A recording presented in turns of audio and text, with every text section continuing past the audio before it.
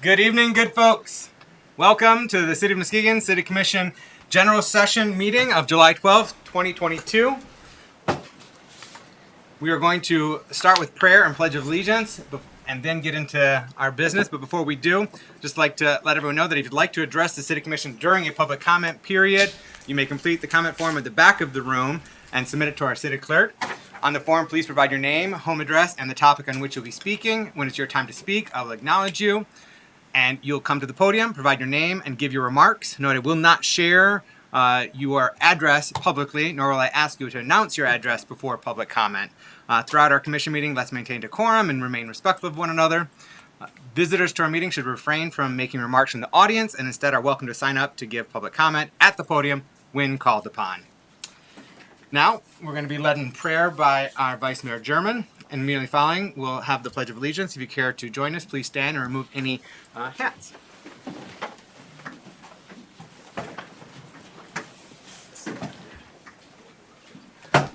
Okay, let us bow our heads. God, thank you for allowing us to assemble today as you guide us through this day and this meeting as we reach out and make decisions based on the guidance of you and allowing you to lead us.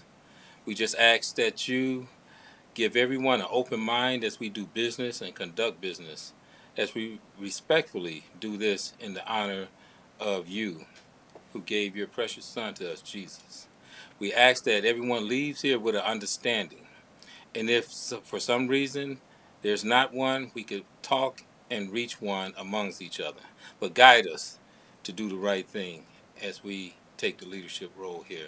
We ask that you protect the city of Muskegon, protect the people here, and we just thank you for your many blessings that you have shared and given us.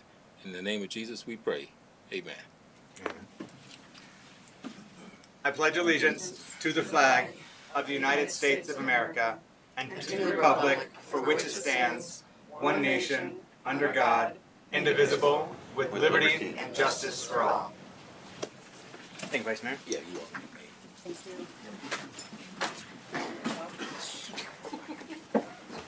May we have roll call, please? Commissioner Emery? Here. Commissioner St. Clair? Here. Mayor Johnson? Here. Commissioner Hood? Absent. Commissioner Ramsey? Here. Vice Mayor German? Here. Commissioner Gorman? Here. Thank you. And first up, under Honors, Awards, and Presentations, we have Fannie Mae Settlement and Community Neighborhood Services is leading out on this. Do we have anyone from CNS? I guess we may do that presentation at a later meeting. Do you know who's supposed to do this? Sharonda. Okay. Well, we will reschedule that presentation unless...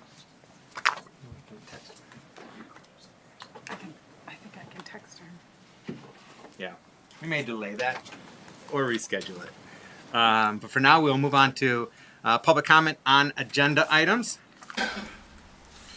In which case, we got one on a PUD, but we'll have a public hearing for that subsequently.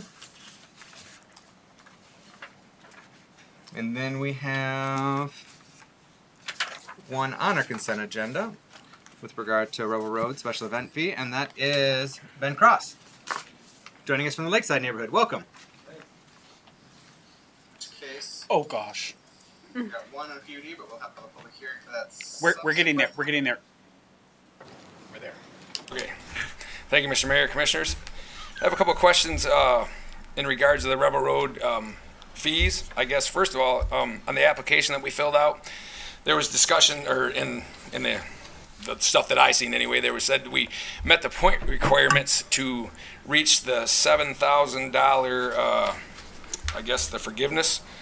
Well, what are the point requirements to meet that fee, or for whatever, to get there? And we never did know what the total amount was going to be of $28,000 until I read your board packet last night. We were never notified that, and I guess, to be perfectly honest and blunt, I guess I'm just here to see if there's any more wiggle room. If after the pandemic that we've gone through, the abuse and neglect have gone up in our county, our state, nationwide, and quite honestly, that's just something that we can't continue to I guess allow it to happen. And we need all the dollars that we can to help steer that to a different direction. I mean, last year we were at a much smaller scale.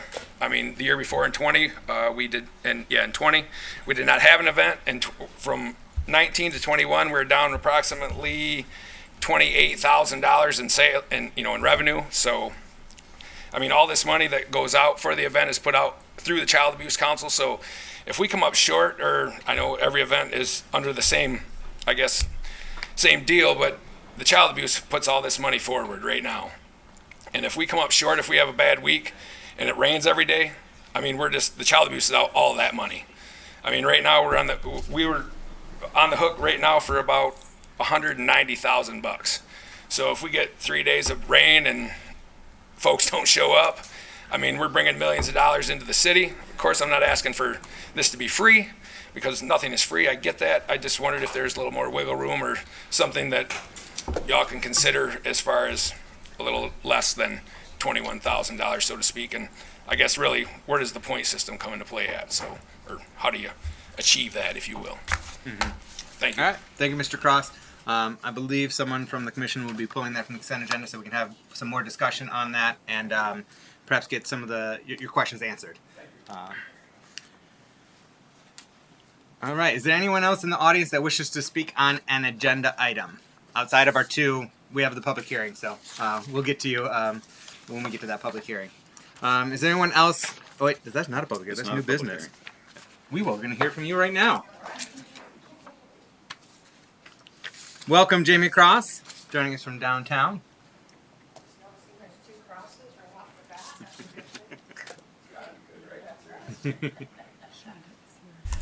So, thank you. And I just want to say, you guys are amazing. I appreciate the work you do and the package you look at and the things you do for the city. So thank you for your work.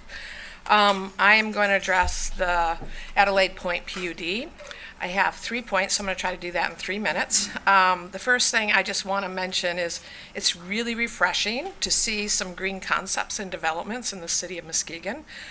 They're talking about green roofs, dark sky lighting, solar and wind power, native seed banks, and doing some vegetative shorelines, which will help with water quality, wildlife habitat, and also maintenance, so long-term maintenance. And let's see more of that in the city of Muskegon and developments and buildings. I would love to see more of that happen. The second thing is I want to talk about public access, and I just want to ensure that the public has access to the peninsulas, and I know the bike path and some of the other areas. And just remind the commission that millions of dollars went into repair Muskegon and Muskegon Lake from the damage that was done by past industry. And then a lot of that effort came from individuals, community groups, and others to make that happen. So really ensuring public access is important, specifically to the peninsulas. And I want to talk about the bike path a little bit, because every time I talk about Adelaide Point to somebody, they say, they're going to keep the bike path, aren't they? And I'm like, yes, and I'm pleased that the bike path is going to be kept. My concern is there's going to be increased use. So we have the lift well that is going in, the boat lift well that's going at the bottom of the small boat basin. I know that at times that boats block the bike path now, so that's just going to increase with the number of boats that are happening. There are 4 docks that are proposed for Adelaide Point, so each of those docks also connect to the bike path, and boaters like to bring stuff to their boats, so they'll be moving it from with carts and stuff to get to across those bike paths. And then you'll have a proposed hotel, residence, and an event center that's going to draw people in. And then we have our current users, runners and bikers and walkers and fishermen. So I'm just going to strongly suggest that there's a plan around how to make sure that access happens for people in that bike path. And I know there's a lot of innovative stuff that's been done with passive trails. And I suggest bringing together maybe the Pigeon Hill Run Club, the Bike Coalition. I do shoreline walks, people that use the path to understand what the real needs are there, because it's beginning busy and it's really a very important part of the city. It's an amazing piece that we have, and I just want to maintain it in a way that everybody has access, everybody's safe, and all users can use it. Okay, last thing, here's my 3 minutes. I have some concerns in regard into long-term agreements, entering into long-term agreements that might hinder public access to public spaces and properties. I know this has been one of the discussions that has happened with Adelaide Point. I have concerns about, there's been some discussions about them managing the boat well, setting fees and things like that. And if you're seeking public funds to maintain your parks, it may not look great to a public funder who wants to give public funds to something where there's private gains happening from a private company. So just be very cautious about entering into agreements. Much different than contracts. Agreements are can be long-term contracts. You can vet them. Especially with the new director coming on for the parks and the things that are happening, the great things with the Parks and Recreation Plan. Thinking about that's coming, so how do we want to use that at the Small Boat Basin and other parts down in that area? So again, thank you for the work you do. I appreciate you, and thank you. Thanks so much for joining us tonight, Ms. Cross, and sharing your perspective and valuable input. Is there anyone else in the audience that wishes to speak on an agenda item? No? All right. Before we go on to consent agenda, let's see, we've got our new Community Neighborhood Services Director, Sharonda Carson, here to join us to present out on Fannie Mae settlement. Welcome. Good evening. Good evening, everyone. My name is Sharonda Carson. I am the Director for Community and Neighborhood Services, and some of you may have heard of a recent Fannie Mae settlement that alleges that the company had poorly represented urban communities. As a result, funding is being made available to the community to somewhat right that wrong. The funding will allow the ability to expand access to home ownership, credit assistance, property maintenance, residential development, just to name a few. To ensure that we make the best use of these fundings, we are seeking input from the community. There is a survey currently available on our website, and we just ask that you all participate.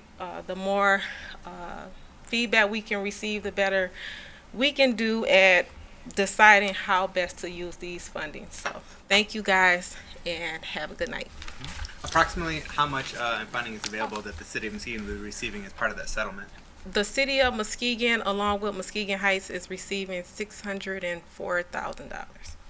All right. And so we'll split it between the two communities and see how best to help the community. Okay. And how long will the survey be available online? That survey is going to be available through July 30th. Thank you for asking me. Through the end of the month. Okay. Yep.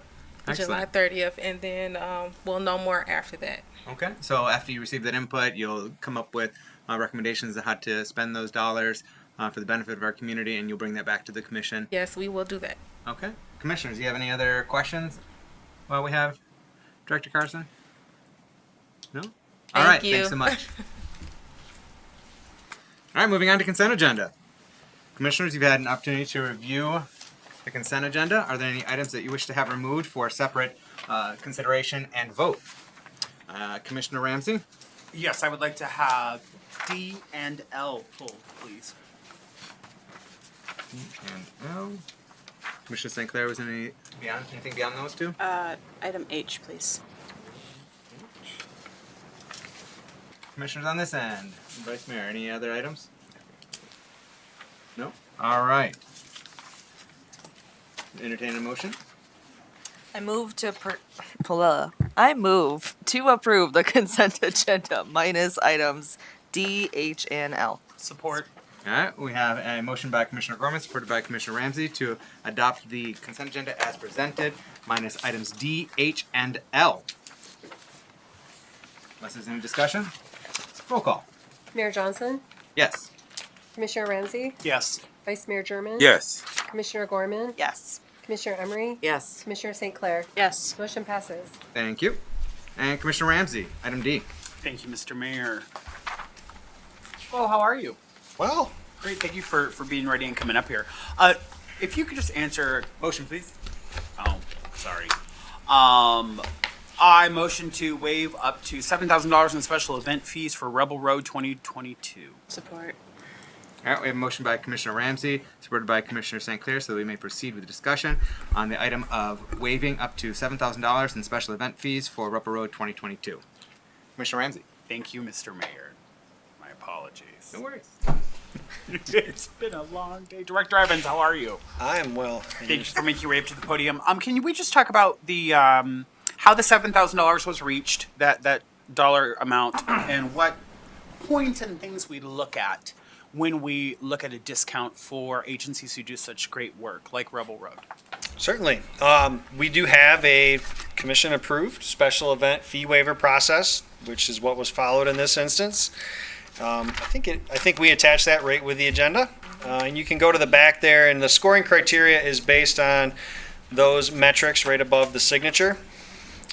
Based on the application that was filled out by the event and submitted, they were requesting a 50% waiver in their fee. Based on the staff review, staff did not feel they qualified for the first point on that list, in that, does the event promote, support minority disadvantaged groups? And we use the Code of Federal Regulations, title, whatever it is, to define what those disadvantaged groups are. And certainly not anything against Child Abuse Council on that, but they did not rise to that level or meet that merit, so we did not feel they earned those points. In which case, they had 5 of the 10 possible points, which made them eligible for a 25% waiver.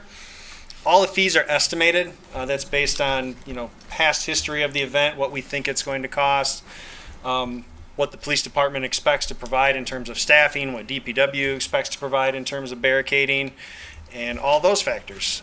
So the $28,000 is really, kind of our gut feel for what we think it will be when this shakes out in the end. And thereby, they would be requesting, or staff would be recommending, a 25% waiver or up to $7,000. Wonderful. One last question before I pass to another commissioner, or another someone. If they were to have scored yes or been recognized as yes for the first point about the special attention to marginalized populations, how would that have affected their score, and would they have fallen into a different category for a discount? Yes, they would have qualified for a 50% reduction based on our policy at that point. So, and I can tell you, the policy was enacted, I think last year was the first year we really used it, in recognition of all the events kind of missing a year or two with COVID and everybody coming back and trying to be supportive of those. So it is, this is the second year, I believe. They had fees waived last year. I don't remember what that number was off the top of my head, and I didn't get a chance to pull it. It was $10,000. The request that came to us was waiving of $5,000, and I had amended that to $10,000. Okay. In recognition of the extenuating circumstances around that event and what was going on in the world, Absolutely. and particularly how it impacted that event. Yeah, From absolutely. fundraising, some of the things downtown. Director Evans, I want to continue to thank you for the wonderful work that you and your team do. And I think that when we look at this application specifically, that the only opportunity that I see here is really with that initial point. When we look at special attention paid to marginalized populations, especially when we look at those marginalized populations and how they suffer exponentially from increased cases of child abuse and or neglect within the household. I don't expect anyone to know that. In fact, I'm going to lean on Commissioner St. Clair to share a story with us. And but I don't think that we're done discussing this quite yet. So with that, I'm going to punt. Thank you, Commissioner Ramsey, and thank you, Director Evans, for those answers and context. Commissioner St. Clair. Thank you for that. I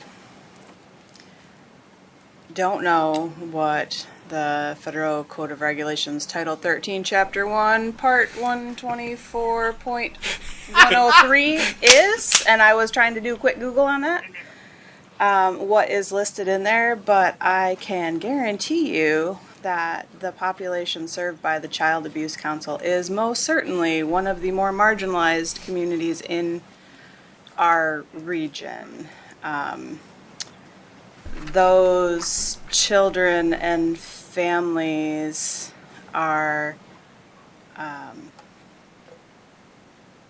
very much marginalized, very much minority centered, and very much impoverished. Now, that's not the only group that they serve, because the great thing about the Child Abuse Council is they will provide their services to everyone. It is not income based, but in the community in which we live, we are a low income community across the board. So any service being provided is definitely being provided to a marginalized community. So I think there's the letter of the law and there's the spirit of the law, and I think that you could very easily make a case within the spirit of the law.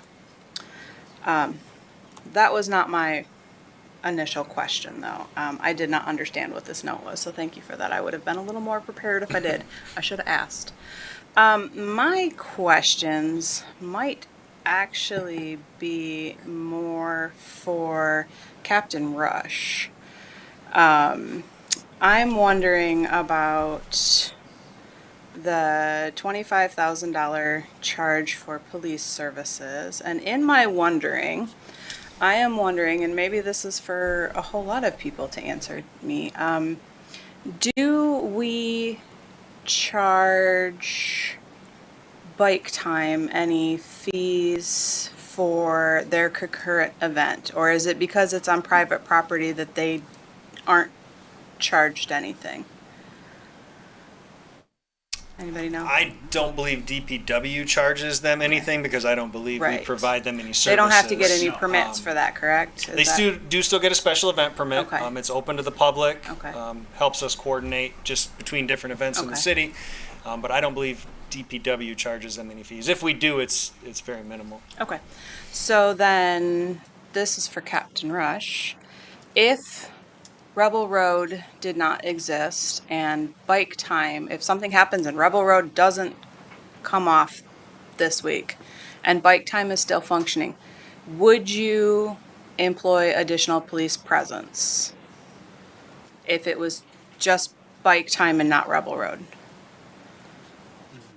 In the community, not necessarily on the property. Good evening. Are you talking in regards to Hot Rod Harley? Yes. Bike Time? Okay. Yes. For that particular event, because that's on private property, we do not staff that. They have their own security. Right, I understand, but I know that it's also referenced in here that additional costs in police services the city incurs that are not billed to an event. Example would be staffing on Western from 11 p.m. until the event ends. So this tells me that you would bring in additional police officers if we had this giant bike festival, even on a private property, that you would staff up for that. Is that? Depending on where the location is, yes. Western Avenue, you have to understand that could bring in anywhere from 65 to 80,000 bikers throughout the time of the day. And even though the event ends at 11:30, we're still left with 20 to 30,000 people that congregate on Western Avenue. So we still have to maintain staffing until the bars close. Right. And then there's usually an hour after the bars close that it takes us to eliminate Western Avenue and make it down to a reasonable amount of people. And just to be clear, I'm not nitpicking over the dollars. I'm just wondering if we are perhaps unfairly asking Rebel Road to pay for the entire police presence for 2 events because one of them happens to be ostensibly only on private property. And we know that there is flow back and forth in between those 2 events, and it's not really 2 separate events for most of the people that come to this community to experience it. They are going back and forth. It's a pretty clear it's not like when it was out at the racetrack where they went there and stayed there or they came into town. So I'm just wondering if perhaps we are unfairly charging Rebel Road for the entire police, because that is by far the lion's share of the cost here. Because I can't imagine that we wouldn't increase staffing even if the event at the Harley dealership wasn't as big as the combined events are going to be.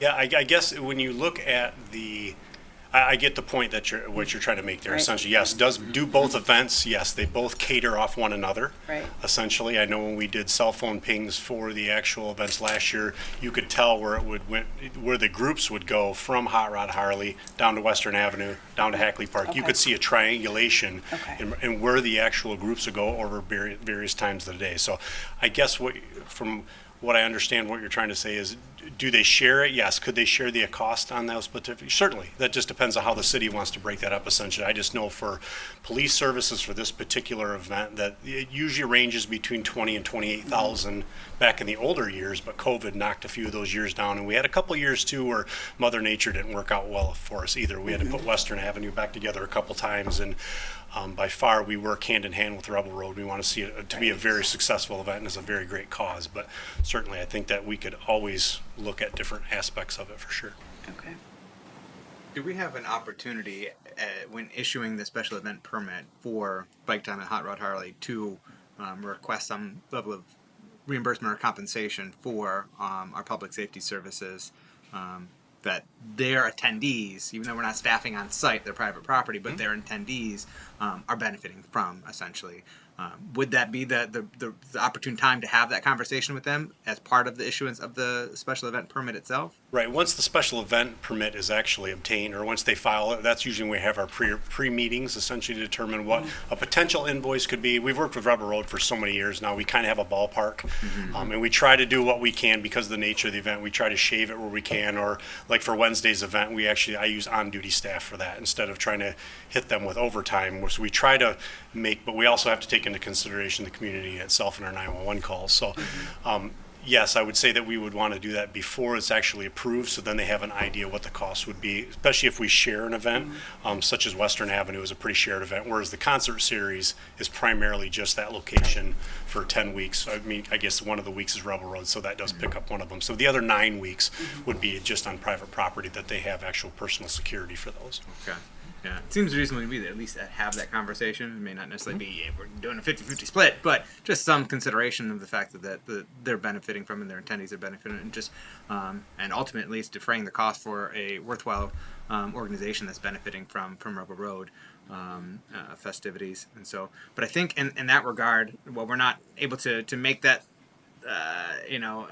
judgment or require that right now. That horse is out of the barn. Yeah, I think that at least we have an opportunity here in terms of how much that we are potentially waiving. And, if we were to add those 2 points, it'd be 50%. And I think not only adding those 2 points, but given the consideration of what Commissioner St. Clair is so, aptly pointing out here, as justification for us to consider raising that waiver to that 50%. Potentially, or whatever number this commission decides. I don't want to, You want to back up off my motion? I don't want to influence what percentage, but I Same. concur with the sentiment being conveyed by Commissioners Ramsey and St. Clair. I would like to amend my motion. In light of the conversation that we've just had here tonight, and with us not being able to reach out to our friends at Hot Rod Harley and Bike Time to help shoulder the cost of some of the additional police force. I would like for us to, not that DPW didn't do a great job assessing these scores, because you did, great job, but I would like to increase it by 2 points and give Rebel Road the full 50% off of their fees for the event.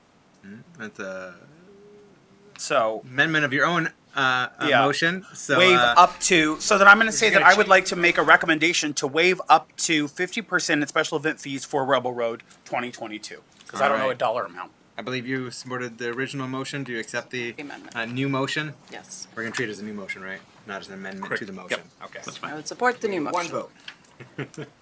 All right. Commissioners over here and Vice Mayor.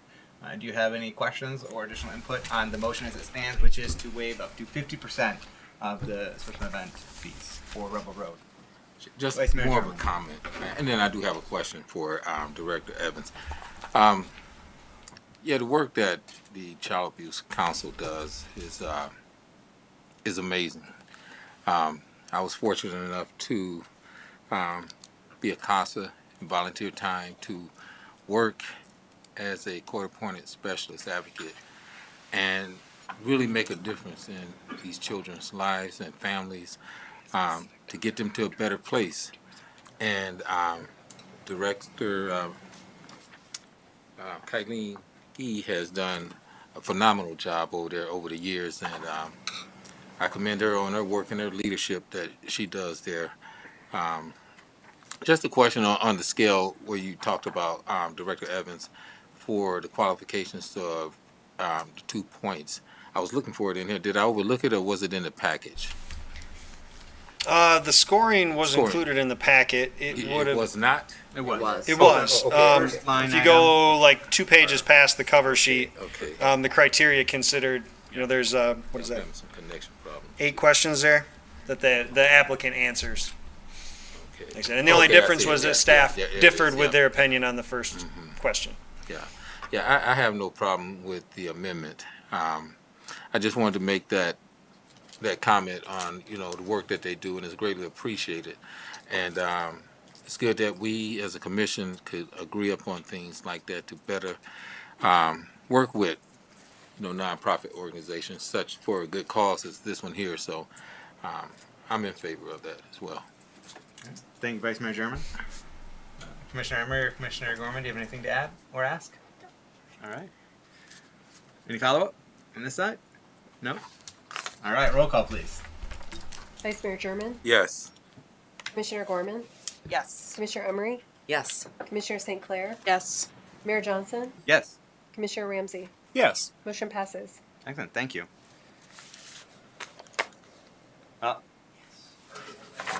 Wish you all the best with your event coming up this week. May you make a boatload of money to benefit our community. It's an exciting event. It's beneficial to our downtown and surrounding businesses, and for a very worthwhile initiative. The number that this agency over here serves in our community right here is 39% is minority. Yeah. Just so you know. Mhm. That's pretty high, I think. All right. Thank you for the additional information, Mr. Cross. Thank you for joining us today.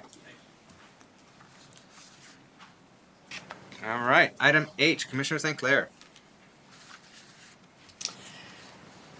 I move to approve the request to revoke section 2310 of the zoning ordinance. Support. We have a motion by Commissioner St. Clair, supported by Vice Mayor German, to approve the request to revoke section 2310 of the zoning ordinance. Commissioner St. Clair. Hi. I know that we spent quite a lot of time discussing this in was it a work session I think last so, yep. month? And then I know that A legislative policy meeting. yeah, right. And I know that the planning commission approved it unanimously. I would just like for the viewing public to hear a little bit more about this, because I saw some chatter on the interwebs, and I would like people to understand exactly what we're doing and why. So- Sure. So we initially adopted this, I think, in 2017, 18, and we did it in an effort to speed up the review process for our citizens, and we figured we could make it a little bit cheaper as well, because we had a lot of complaints about some of the delays with permitting building additions or new homes in the critical Dune area. What we've learned over the past few years of doing this is having to work through a consultant. It doesn't really expedite things as much sometimes, and we're also on the hook for going out there and looking for infractions and people not getting their permits, and it's a lot of staff time. And it's not really bringing the benefits that we initially thought it would to the community. So the state already provides this service, and we just feel it'd be better for everybody if we just allowed them to return to reviewing these. And we do have a letter in the packet as well, just so the public can see that we did pass our audit, and this doesn't have anything to do with that. We're all good with them. We could continue this if we want. But we think it's a better use of our time in the planning department to focus on other issues rather than duplicating a service provided by the state. And potentially spending extra money that we don't need to spend. Right. Yes. Uh-huh. So just to confirm, we are voluntarily giving this up under no duress and in good standing. Yes, Ann, could you scroll down And saving show money. that me? And saving money. And we'll be saving money. A little bit further. There's the next Lovely page. letter from Eagle. Yeah, the email from Eagle that says all the deficiencies in our audit essentially have been cured and resolved, and Yep, there's no right here it outstanding issues. Yeah, all issues regarding the audit have been resolved to date. So yeah, the audit itself was not the impetus for the revocation of this. I had actually asked, at the beginning of the year, I wanted us to discontinue enforcement of this ordinance on our public property because I thought it was a bit of a conflict of interest for us to be enforcing our own property, and while still allowing us to potentially provide the service on private property, the state does not allow you to make that pick and choose the difference. The state's view is if you want to do it, you're going to do it for all the properties unless it's a special use requirement, or you do it for none of them and give it back to the state. And so that's why I'd asked for this to be brought to the Legislative Policy Committee meeting so that the Commission could discuss this and hear staff's perspective on how to proceed. Fortunately, the technical side and the staff side matched up with the policy side in terms of revoking this and letting it return to the state so that it's no longer something that we have to provide and potentially at a greater cost than what we are reimbursed from applicants. Do you have any follow-up, Commissioner St. Clair? Any other questions or input on this item, Commissioners? No? All right. Well, thank you, Manager Franzik, for your work on this and getting all those deficiencies in the audits addressed and resolved. And we are in good standing. And so if we wanted to continue providing the service, we could, but we are choosing not to. So Thank you. thank you. Roll. Did you have something? No. Yeah. Roll call, please. Commissioner Ramsey, Yes. Vice Mayor German, Yes. Commissioner Gorman, Yes. Commissioner Emery, Yes. Commissioner St. Clair, Yes. Mayor Johnson. Yes. Motion passes. Thank you. Item L, Commissioner Ramsey. Yes, I would like to motion to approve the request to move the polling location of precinct 13 to Lakeside Baptist Church. Support. All right. We have a motion by Commissioner Ramsey, supported by Commissioner Gorman, to approve the request to move the polling location of Precinct 13 to Lakeside Baptist Church.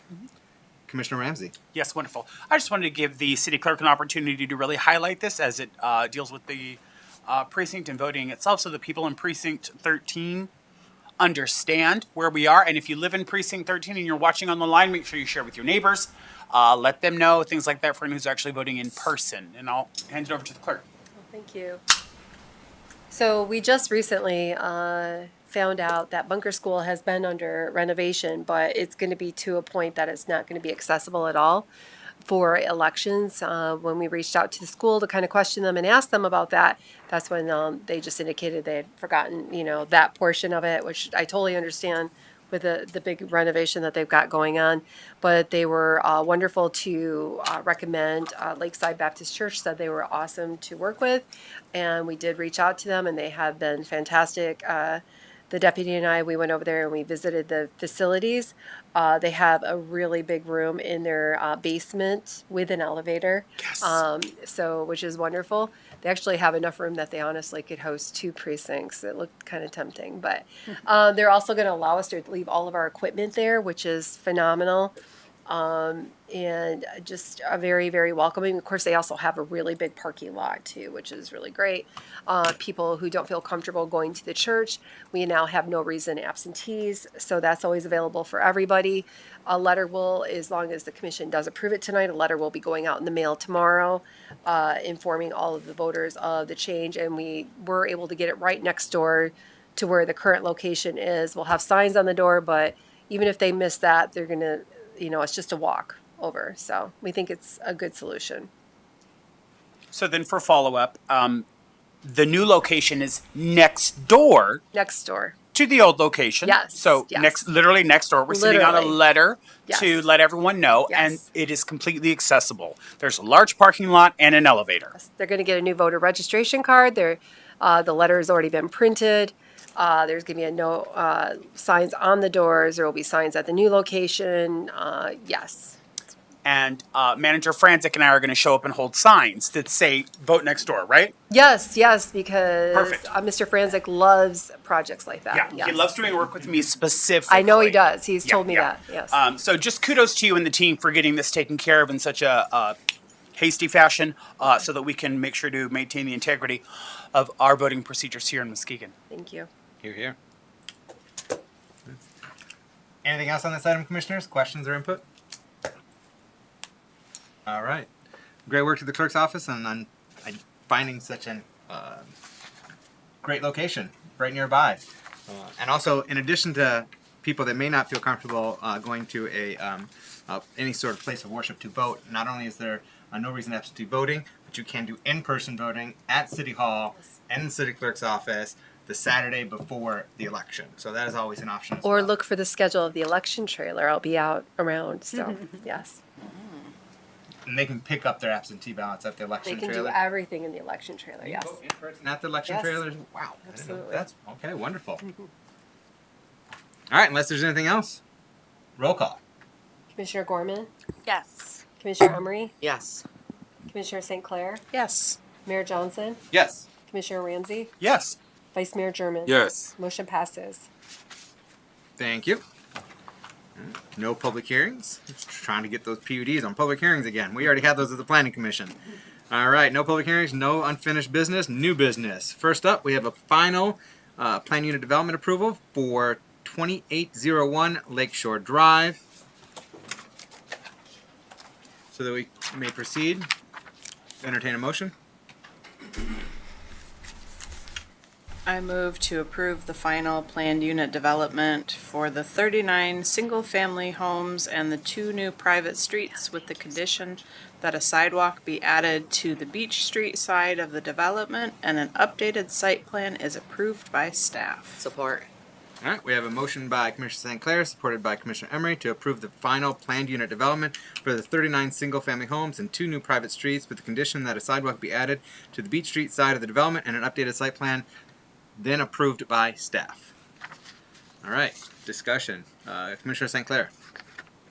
You want to tell us anything about this? Sure. So the overall project gained preliminary approval, and it really contains 2 separate projects. The first is the 39 single-family homes and the 2 new streets, and the second would be some rental cottages, up to 25 in different types of forms, on the northern edge of the property where the parking lot currently is. So the Planning Commission unanimously approved the preliminary PUD, and then the developer went for final PUD on just the 39 single-family homes. There is a couple things that I did leave out that you may want to amend the motion. They did also ask that the streets, it is noted that the streets are publicly accessible, and the developer has a short presentation, and he'll get into this about the garage doors. In our ordinance, it says garage doors can't compromise more than 50% of the front facade. These homes are going to be constructed where the major view is going to be out the rear windows into the forest and the golf course. So the way they're shaped, they may get close to that. I've looked at it, and I don't even think it gets to 50%, but there may be instances down the road where they may encroach up to 60%. So we ask that the garage doors have a 60% coverage allotment on that as well. And we do have the developer here for a short presentation too. All right. Commissioners, do you have any other questions for staff at this time? Otherwise, we'll go to the developer for presentation. You can always ask questions of the developer as well as staff subsequently. Anything else right now? No? All right. Welcome. Thank you. I'm borrowing a city laptop because Apple doesn't work with all of this. Oh, was that the hang up at the planning commission? That's exactly They what couldn't play happened. So, nicely? yeah, I got here. Technology. Mike and we got here early to see if we could do it, and couldn't do it. So let me log in here to a machine that doesn't belong to me. All right. So if you could just provide your name and then the organization that you're with and who you're representing. My name's Jim Reminga, and I'm here with my partner David Boss, Boss Reminga Land Development. We're consultants for the new owner of the country club, the Redwater Group, and they bought all of it. There is part of it. Is this on your screens as well? Yep. Now? Okay, good. Let me quickly run through this, and then maybe that'll inform some questions or maybe answer some questions, and I'll go through quickly. Stop me if. So here's the context. Mike mentioned that there was a preliminary PUD up on the north side around the clubhouse, and then down in the southwest corner you see a subdivision that's in front of you for final approval tonight. That's the context. Here's an aerial view of that southwest corner. You can see Lake Michigan in the background. Here's the aerial photograph from the county GIS, and here's the contour map superimposed on top of that, and you can see a very distinct ridge line, which is why the golf course didn't develop up onto that hill. That hill is probably 30 or 40 feet higher than the golf course itself.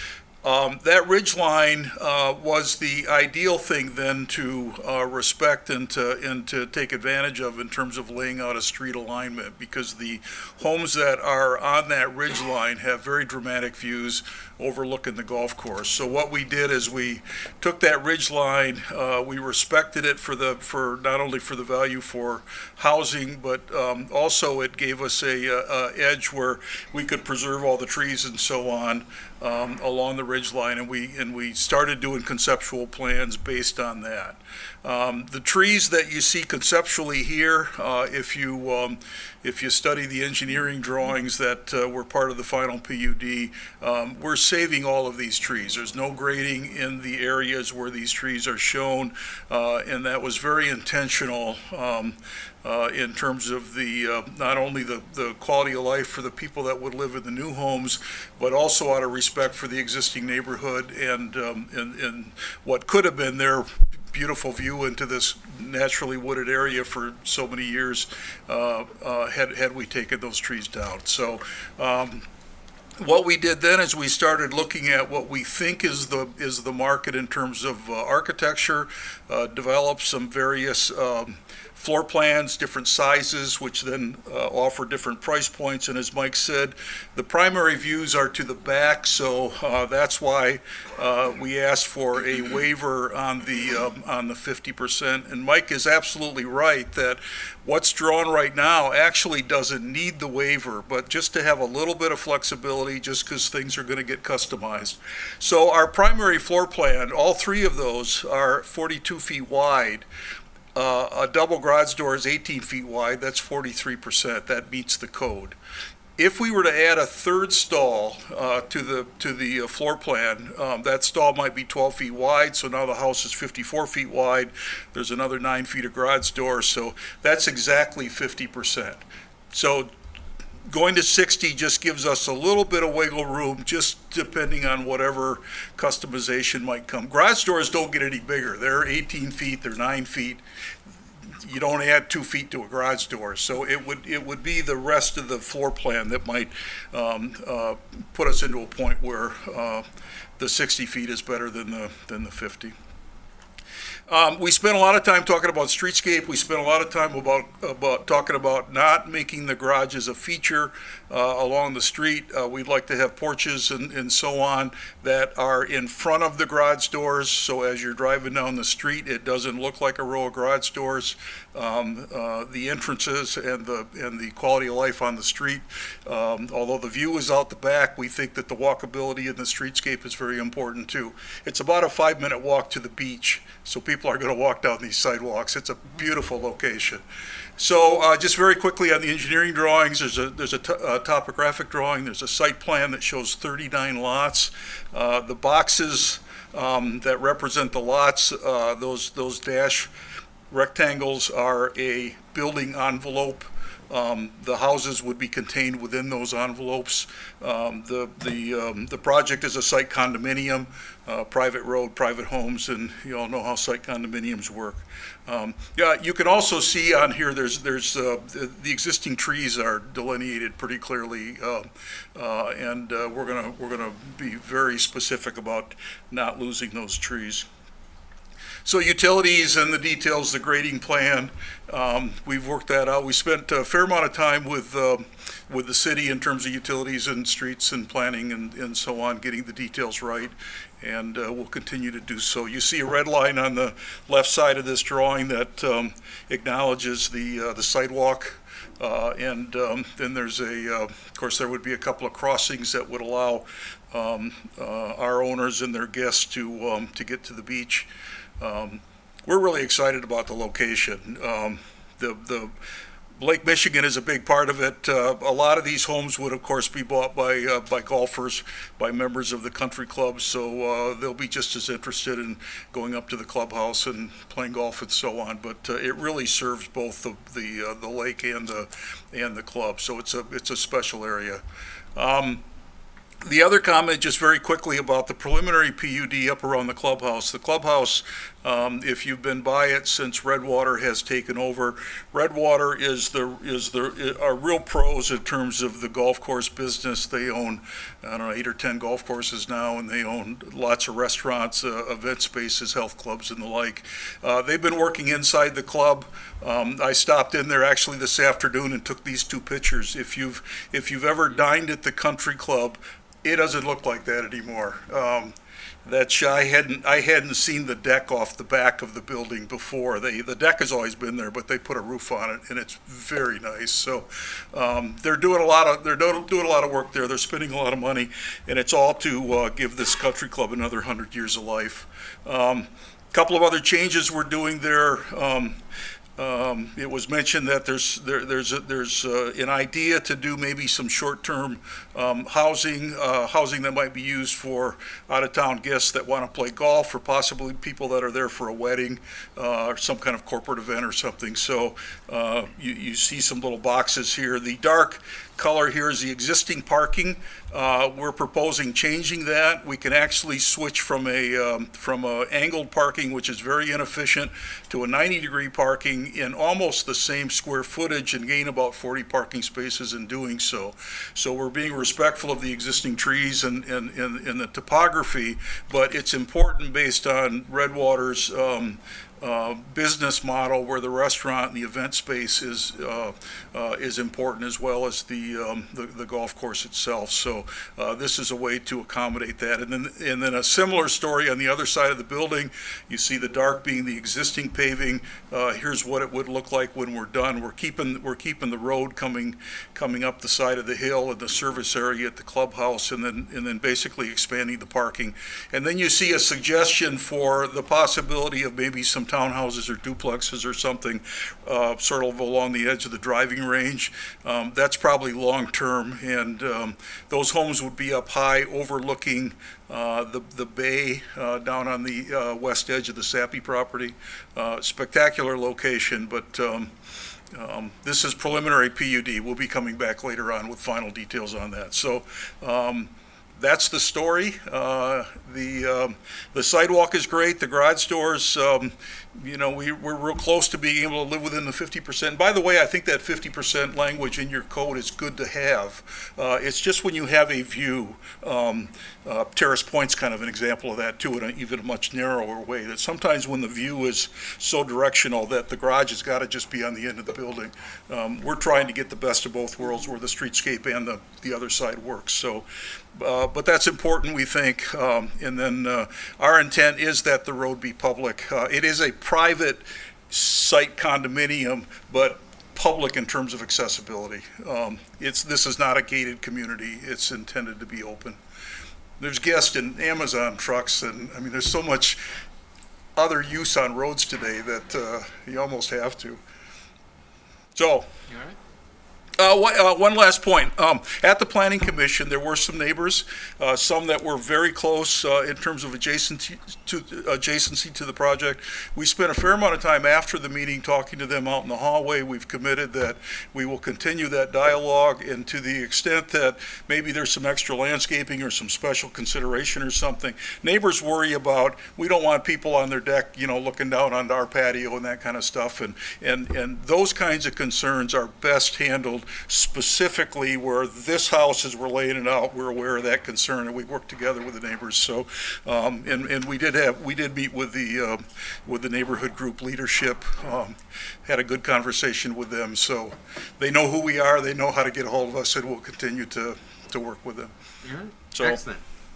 Thank you for your presentation, Mr. Remenga, and Yep. thank you for your group's coordination and collaboration with those neighbors. Yeah, it's a pleasure. Surrounding the new development.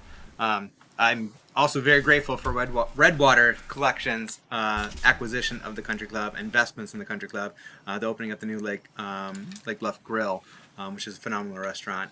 And so I'm very grateful for further investments and looking to grow with Muskegon as well. Thank you.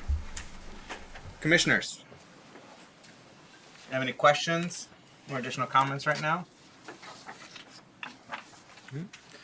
All right. Do we need to, because I didn't see language in the motion with regard to the garage size, do we need to specify that? And then also add language, I know the intent is for it to be publicly accessible, but add language for specific language with regard to the private roads remaining publicly accessible. Yes, please. Okay. So, forget who made that motion. I think it was me. St. Clair with Gorman. With me. Emery. Emery? What was that, Madam Clerk? It was Emery. Emery. Yes. St. Clair and Emery. St. Clair, would you like to modify your motion, or anyone else want to amend her motion? I'm happy to modify it, but I could use some wordsmithing if perhaps Mr. Franzik wanna can help aid me in out that, with what you would planning like it manager to say. I think we probably want to say that the private roads are publicly accessible, and also to have the garage allotment up to 60% to put in the header as well. Did you get that, Madam Clerk? She's ready. In which case, the new motion, if Commissioner Emery agrees, would be to approve the final plan unit development for the 39 single-family homes and 2 new private streets with the condition that a sidewalk be added to the Beach Street side of the development, the streets remain publicly accessible or are publicly accessible, and the garage sizes cannot exceed 60% of the Facade. building facade. Site plan approved by staff. And an updated site plan is approved by staff. Garage doors. Garage doors. Is the language in the ordinance. Garage doors do not exceed 60% of the building facade. The front. The front. The front building Front building facade. facade. Well, the facade's the front, right? Yeah. I guess it could be any side. Yeah. The front facade, yes. Extra specificity. We like that. No more than 60% of the building's front facade, and an updated site plan is approved by staff. Did you get all that, Madam Clerk? Yes. Did you understand that, Commissioner Commissioner Emery? Emery, Do you support that? yeah, absolutely support that. Okay. Sorry. Keeping everyone on their toes. Yeah. All right. Any further discussion? Vice Mayor German. Yeah, just a comment. Thank you, Mayor. First of all, I'd like to say, hey, I think that's going to be a real beautiful development that you guys are doing. That it's good to know also that the public will have access as well to just come around and just look and see what's going on in that area. So I have no issues or anything, and just like to see that coming into fruition, and wish you the best success with your development. Thank you, Vice Mayor German. Yep. Yeah, I'm excited to see this development get underway and welcoming new residents to our city, and I imagine some current residents relocating to be able to live on a golf course is going to be a very nice amenity for them. And so looking forward to the residents as well as contributing to our tax base so that we can reinvest those proceeds throughout our city as well. So thank you for that, and I look forward to the return of the other plan unit development with regard to short-term rentals. I think there'll be another nice aspect to help ensure the long-term viability and sustainability of the country club. Yes. Roll call, please. Commissioner Emery? Yes. Commissioner St. Clair? Yes. Mayor Johnson? Yes. Commissioner Ramsey? Yes. Vice Mayor German? Yes. Commissioner Gorman? Yes. Motion passes. Thank you. Next up, an amendment to the PUD at 1148 and 1204 West Western Avenue, Adelaide Point. I would like to make a motion to approve the request to amend the final planned unit development at 1148 and 1204 West Western Avenue. Support. We have a motion by Commissioner Ramsey, supported by Commissioner St. Clair, to approve the request to amend the final plan unit development at 1148 and 1204 West Western Avenue. Commissioner Ramsey. Go for it. All right, so there's just a few minor proposed changes to this plan. Includes the addition of a new street, Adelaide Avenue, and proposes to turn Adelaide Circle into a one-way street with angled parking. The proposed plan also would remove building R5, which is a condominium, and splits buildings B1 and B3 to the east side of the development. Could we get that map pulled up?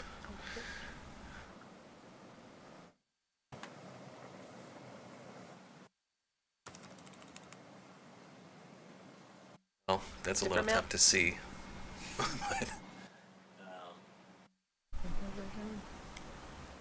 Yeah, a clearer one. Well, these are tough to see too. This one? Even harder.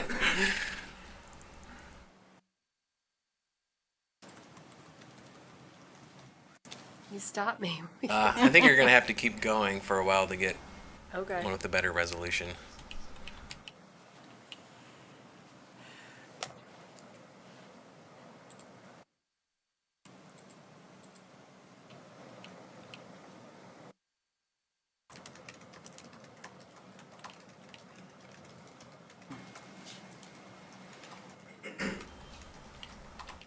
Oh, they're boats. Bird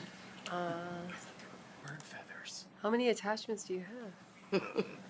A lot. And it's quite detailed.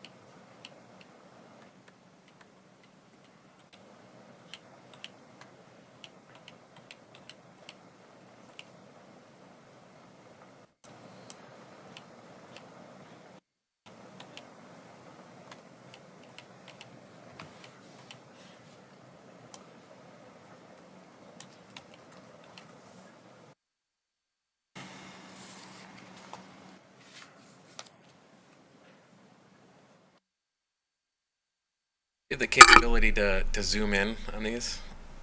We'll find out. Did I find it yet? No, but I think if you go back to that second page, we could probably just zoom in. You give him some marks. Are you being serious? And Sorry. try page 114. 114? Okay. Yeah. I think you My can. gosh. Why don't we just go down a couple pages and zoom right there? Oh. Where? No, back up.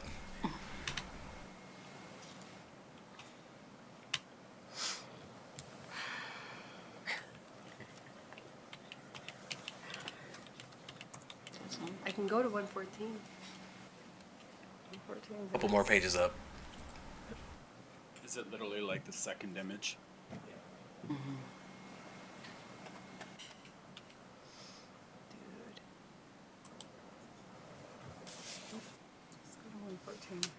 Right there, that Okay. picture. Can we zoom in on that, Yes. please? Sorry for the delay.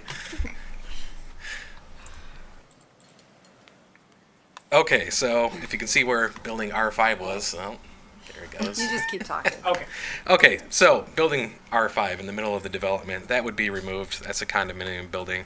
And then up in the northeast corner of the development, splitting B1 and B3 into two separate buildings instead of one identified as B2 on the original plan. And that would have the bike path going in between the two buildings. And then it shows the buildings between Adelaide Ave and Western Avenue. They continue to change as the developer researches storage needs, but this will remain the area for warehousing and boat storage, but the buildings are likely to change in that area. The Planning Commission unanimously recommended in favor of it, with the recommendation that Adelaide Boulevard is moved to the east side of the development and the drive is shared with Hartshorn Village. That was actually recently amended here by this commission for that development, so that would tie into this.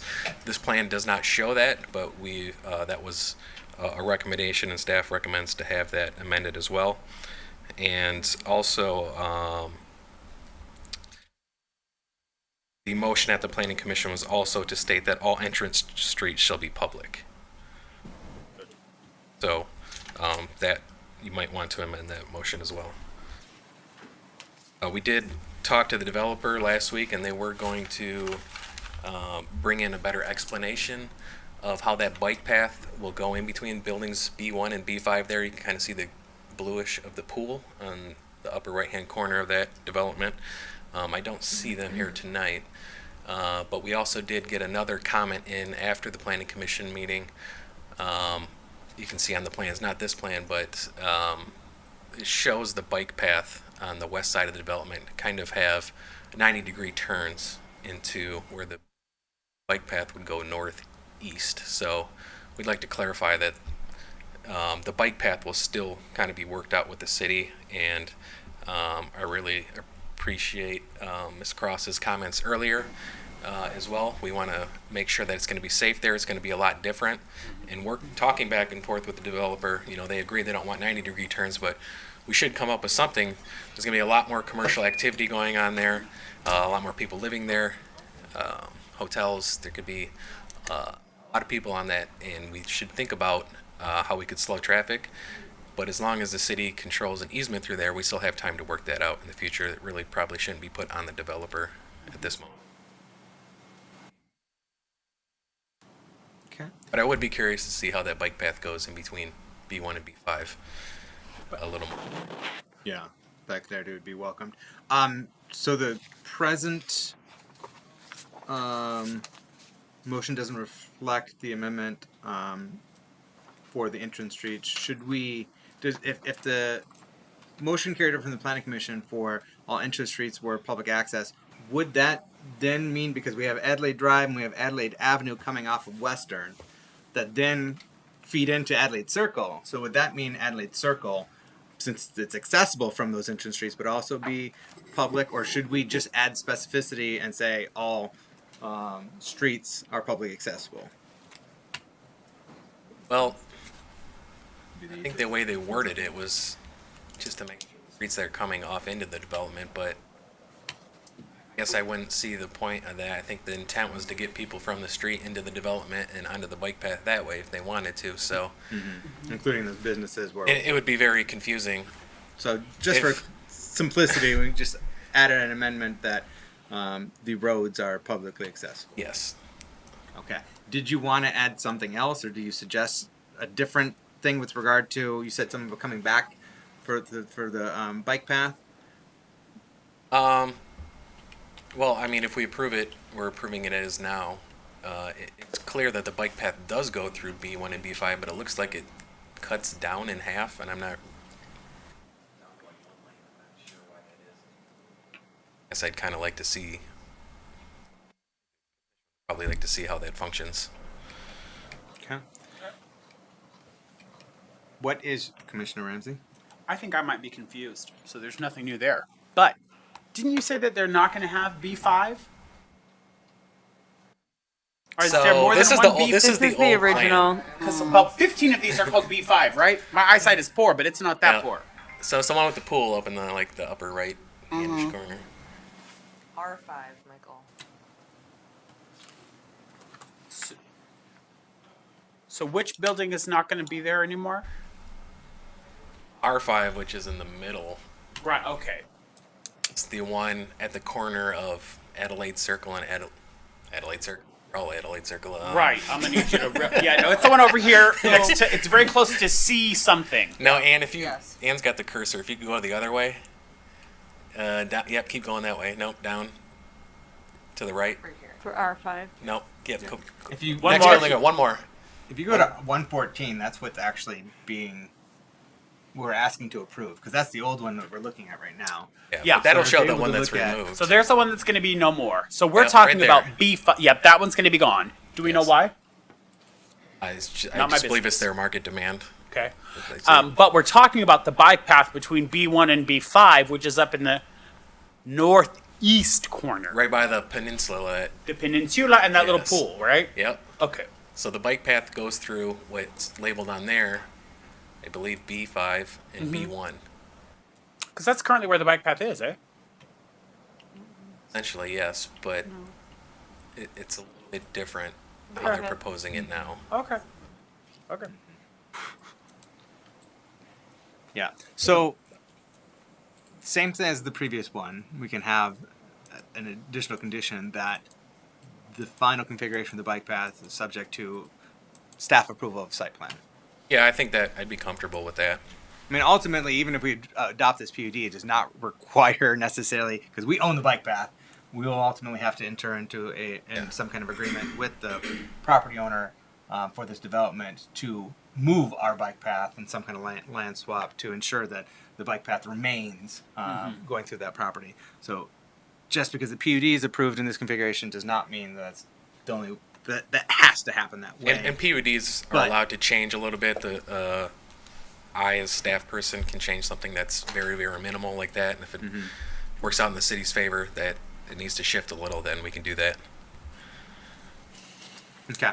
So you'd welcome, though, a condition that final configuration of the bike path is Approved by subject to staff approval. Staff approval? Yep. Okay. And then we have a condition of roads being publicly accessible. So there's two conditions to be added to this PUD, at least unless there's any others out there. Does the motion already include the roadway here? Question is, Planning Manager Franzik, does the existing motion contemplate the conditions that the Planning Commission added? Yes, to move the street to the east. That was stated. Shared. Okay. Do we need to add that specificity to this motion? Yes. Okay. So then we're gonna have Okay. 3 conditions. You have. The verbiage is on, I think it's page 80, Okay. 80. the detailed summary. You want me to go to 80? Okay. So one of the Sure. conditions will be that Adelaide Boulevard is moved to the east and will be a shared drive with Hartshorn Village. Exact location to be determined. Updated plan. So you made Yeah, this with motion? me. So And- someone, I'm gonna. Yep. And who? It was St. Clair. This time. Yes. Yes, Commissioner St. Clair. Ramsey and St. Clair. Yep. Okay. So we've got 3 conditions that we'd like added, Commissioner Ramsey. If you would modify your initial motion, which is to add the conditions of roads being publicly accessible, of the Adelaide Boulevard being moved to the east and will be a shared drive with Hartshorn Village, and finally, you jotting this down? Yeah. Hopefully Anna's. I should have. I literally should have written this down. And finally, that Now I'm blanking on the third condition. Oh, and the final configuration of the bike path will be subject to staff approval. Oh, great. I would like to amend my motion to say that to approve the request of final planned unit development at 1148 and 1204 Western Avenue, including the move of the street to share with Hartshorn, the bike path being final approval of the layout, and public access of the streets. Support. All right. I am going to write this down now, though. Did you write this all down? Do you have it in? Do you have it? Did you do the wordsmithing for us, legal counsel? No, we will with Ann though. Okay. So you got the gist. So I can finalize it with Ann. Okay. All right. So motion by Commissioner Ramsey, supported by Commissioner St. Clair to approve the request to amend the final plan unit development at 1148 and 1204 West Western Avenue with conditions that Adelaide Boulevard is moved to the east and will be shared drive with Hartshorn Village, that the roads will be publicly accessible, and that the bike path configuration will be subject to staff approval, and ultimately an updated plan is approved by staff. Yes. All right. Any other questions or input on this item? Nope. All right. Roll call, please. Commissioner Ramsey? Yes. Vice Mayor German? Yes. Commissioner Gorman? Yes. Commissioner Emery? Yes. Commissioner St. Clair? Yes. Mayor Johnson? Yes. Motion passes. We did it. Go team.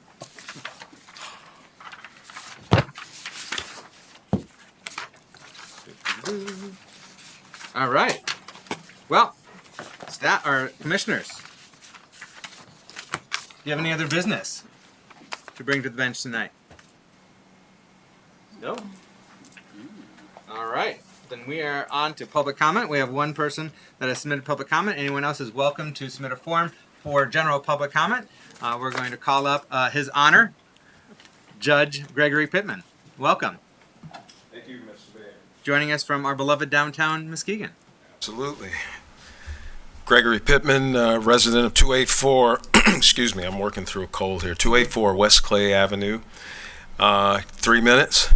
3 minutes, sir. Okay, well, we're going to go back to 1998, and I'm going to try and walk you through some pretty wonky sounding stuff here. I'm here because I'm a candidate for the new judgeship that has been authorized by the state of Michigan here in Muskegon County on the 14th Circuit Court.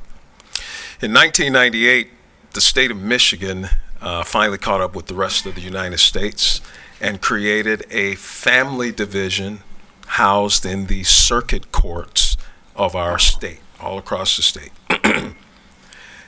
The plan that they created was to allow the circuit court, the family division, to be comprised of probate court judges and circuit court judges in some combination. Here in Muskegon, the plan that was approved by Supreme Court was that the circuit court family division here would be comprised of 2 circuit court judges and 1 probate court judge to make 3 full-time equivalents for the family court. In 1998, I was also appointed to the bench as a probate court judge by Governor Engler, and I came in and I served in that probate position in the family division. Everybody with me still? All right. So I am a probate court judge for the last 24 years who does virtually no probate court work. Over the course of time, the courts have been allowed to engage in what's called concurrent jurisdiction allowance, which allows each judge, district, probate, and circuit, to be able to do the work of any other court. I'm a probate court judge. I can do circuit court work. I can do district court work, and all around that building.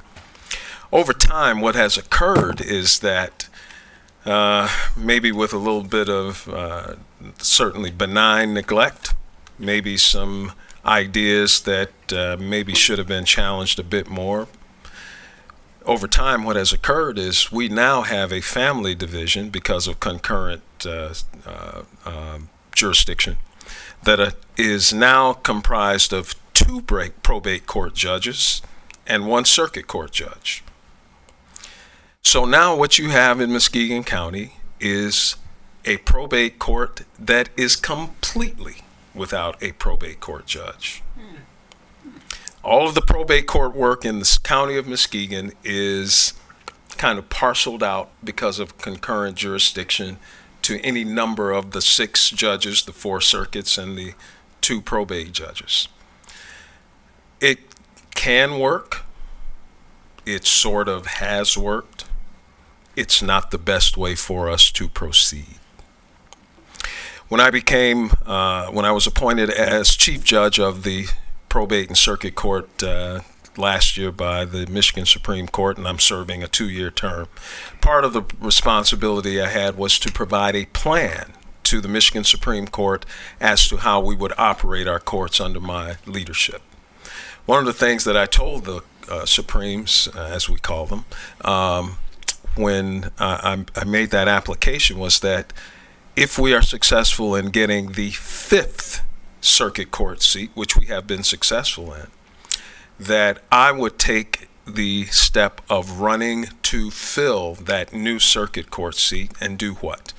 Move the family division docket that I have into the circuit court to create what? 2 circuit court judges, 1 probate court judge, back to the original plan that was approved way back in 1998, which then opens the seat that I'm in for the appointment and or election of a full-time probate court judge. I went through all of that to tell you I'm a candidate for the 14th Circuit Court. Good timing. Perfect. And that is the reason why I am a candidate for the 14th Circuit Court new judgeship position. It's not about ego. It's really not any sort of a promotion. We're all on the same level. I don't get a whole extra dime more to do what I'm doing.